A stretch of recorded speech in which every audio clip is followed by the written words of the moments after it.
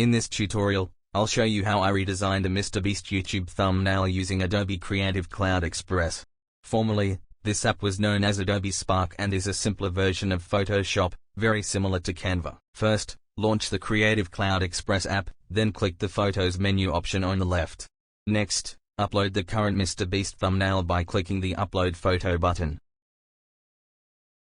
Now click the Add to Background button on the right side. Next, click the Enhancements Settings button under Effects on the right side. Under Enhancements, you can use the slider buttons to adjust contrast, brightness, saturation, highlight, shadow, warmth and sharpen.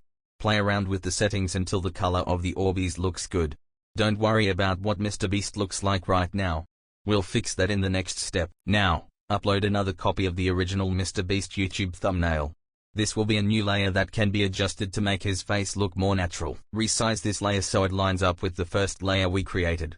You can adjust the transparency on the right to help line it up more precisely. With the new second layer selected, click the Remove Background button on the right. This should remove everything but MrBeast. Click the check mark in the upper right to apply the cutout. Now, repeat the process you did on the first layer by clicking Enhancements and adjust the various settings until it looks good. Select the MrBeast layer and move around if necessary so it is properly lined up with the first layer. Looks awesome. I could have left the thumbnail like this, but I decided to add a snorkel and mask to his face to make it a little different. Normally, when making a YouTube thumbnail you will probably want to take a real photo of a scene in your video. But since I don't have access to MrBeast or a swimming pool full of 100 million Orbeez, I'll have to edit one on his face instead. I found a photo of a snorkel and mask and uploaded it as a third layer. This image was already transparent, so I didn't need to use the Remove Background tool.